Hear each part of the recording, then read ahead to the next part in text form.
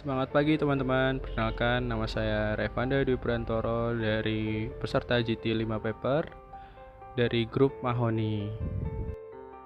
Teman-teman, di sini saya akan menjelaskan tentang Seven Tools. Teman-teman tahu nggak sih Seven Tools itu apa? Yap, benar. Seven Tools itu adalah 7 alat yang digunakan untuk mendukung pengendalian kualitas. Pada dasarnya, Seven Tools digunakan untuk menyelesaikan permasalahan yang terjadi dalam proses produksi. Oke, di sini saya tidak akan menjelaskan ketujuh tools tersebut ya teman-teman. Oke, saya akan menjelaskan salah satu toolsnya yaitu Pareto. Teman-teman di sini tahu tentang Pareto tidak? Nah, Pareto itu adalah suatu diagram yang menggambarkan masalah utama menurut bobotnya. Jadi, Pareto sendiri itu juga dikenal sebagai 80/20 atau 80/20. Gagasan bahwa dengan melakukan 20% dari pekerjaan, Anda dapat menghasilkan 80% dari manfaat melakukan seluruh pekerjaan tersebut. Atau dalam hal peningkatan kualitas, mayoritas besar itu 80% diproduksi oleh beberapa penyebab utama dari yang 20% itu. Nah, hal ini juga dikenal sebagai beberapa penting dan banyaknya yang sepele seperti itu, teman-teman. Nah, di sini saya akan ngasih tutorial dengan memberi salah satu contohnya. Nah, di sini saya sudah memiliki data dari Excel sebelumnya. Nah, kita akan copy data tersebut. Nah, di sini kita akan contohnya yaitu produksi kursi kayu tinggi ya, teman-teman. Kita copy ke Minitab. Oke.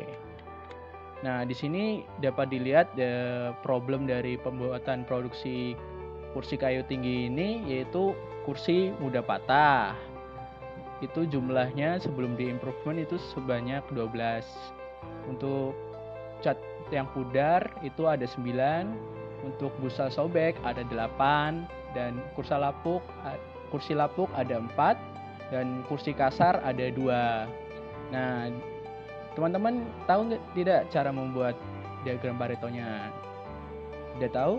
Oke, di sini saya akan membantu teman-teman untuk membuat diagram Pareto di Minitab. Pertama-tama kita klik Start, kemudian pilih Quality Tools, lalu kita pilih Pareto. Nah, di sini kita di facts-nya itu taruh problem, untuk frekuensinya itu taruh jumlah sebelum di improvement-nya. Nah, terus klik OK. Nah, sudah keluar teman-teman diagram Paretonya. Sangat mudah kan menggunakan Minitab ini. Nah, dari diagram yang sudah muncul dapat dilihat bahwa kursi patah, cat pudar, busa sobek, kursi lapuk dan kursi kasar dapat persentasenya masing-masing. Nah, di sini kita menggunakan rules 80/20 ya, teman-teman. Jadi kita akan seleksi masalah-masalah yang vital. Nah, berarti kita cari 20% kesalahan yang menyebabkan 80% hasilnya selesai. Nah, di sini dapat dilihat persen kumulatifnya yaitu untuk kursi patah 34, cat pudar 60, busa sobek sudah 80. Berarti untuk masalah yang vital itu adalah kursi patah, cat pudar dan busa sobek.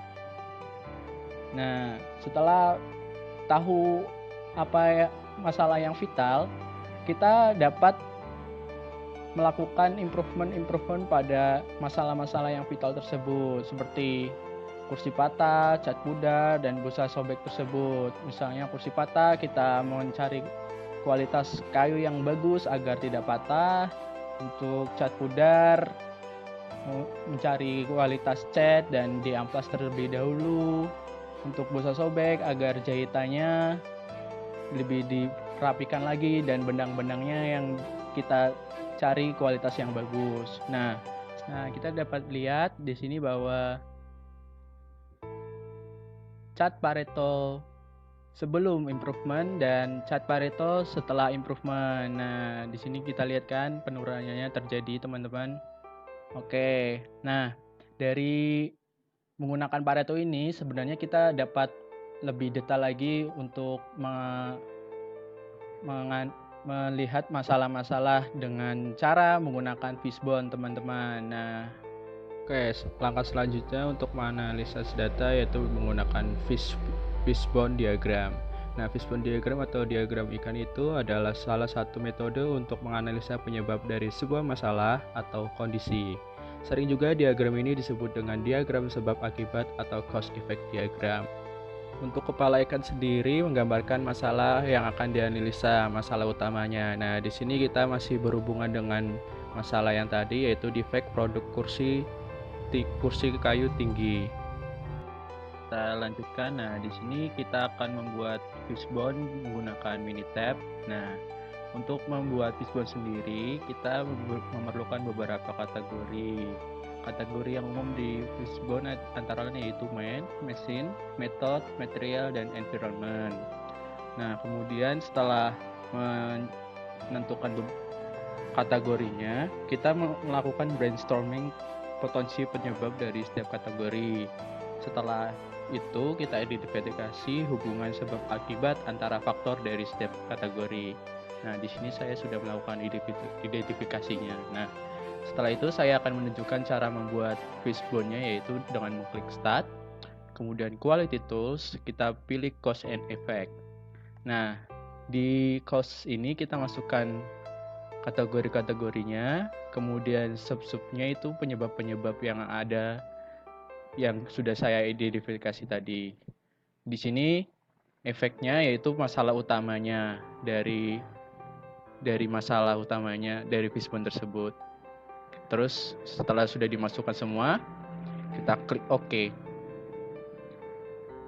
Nah, di sini akan muncul fishbone dari Minitab.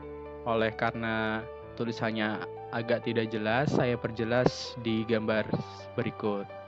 Ini merupakan diagram fishbone yang sudah jelas. Di sini untuk akar permasalahannya yaitu defect rate produk kursi kayu tinggi. Untuk kategori main sendiri yaitu kompetensi rendah, tidak mengikuti prosedur. Untuk mesin itu tidak presisi dan kurang maintenance. Untuk environment itu area kerja berantakan, penerangan kurang.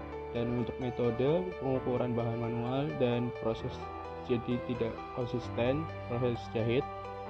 Kemudian untuk kategori terakhir yaitu material, yaitu masalah utamanya material reject dan warna tidak standar. Setelah menentukan masalah utama, kemudian kita melakukan lanjutan analisa masalah dengan bertanya kenapa kepada setiap seluruh masalah utama yang dapat dilakukan pada saat brainstorming. Kita mulai dari kategori yang pertama, man. Untuk masalah utamanya yaitu kompetensi rendah. Kenapa? Karena kurangnya pengetahuan dan pemahaman proses. Kenapa? Karena kurangnya informasi. Kenapa? Tidak adanya yang mengajari. Kenapa? Jadi akar permasalahannya itu belum diberikan training basic proses.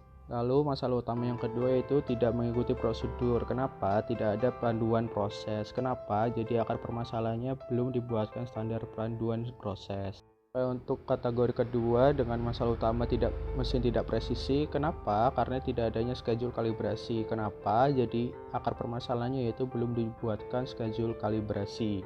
Masalah utama yang kedua yaitu kurangnya maintenance. Kenapa? Tidak adanya jadwal khusus maintenance. Jadi akar permasalahannya belum ada schedule maintenance.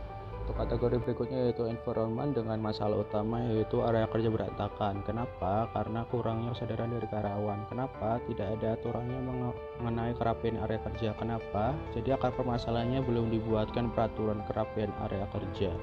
Untuk masalah kedua yaitu penerangan kurang. Kenapa? Karena lampu sudah lama tidak diganti. Kenapa? Karena tidak ada pengecekan standar pencahayaan. Kenapa? Jadi akar permasalahannya itu belum ada standar pengecekan pencahayaan. Untuk kategori metode sendiri, masalah utamanya yaitu pengukuran bahan masih manual. Kenapa? Karena tidak ada alat pengukuran yang canggih. Kenapa? Jadi akar permasalahannya yaitu belum dilakukan riset alat pengukuran yang baru. Untuk masalah kedua yaitu proses jahit tidak konsisten. Kenapa? Tidak adanya standarisasi proses jahit. Kenapa? Jadi akar permasalahannya belum dibuatkan standar proses jahit. Untuk kategori terakhir yaitu masalah utamanya material reject. Kenapa? Tidak ada acuan standar kualitas. Kenapa? Jadi akar permasalahannya belum dibuatkan standar acuan kualitas. Untuk masalah kedua, warna tidak standar. Kenapa? Karena tidak ada acuan warna standar. Kenapa? Belum dibuatkan standar acuan warna. Setelah itu, kita kumpulkan kembali seluruh akar permasalahan. Nah, setelah dapat kita lakukan improvement terhadap akar permasalahan tersebut dan menyelesaikan masalah-masalah tersebut hingga tuntas. Oke, sekian dari penjelasan 7 tools dari saya. Jangan lupa di like ya guys. Terima kasih.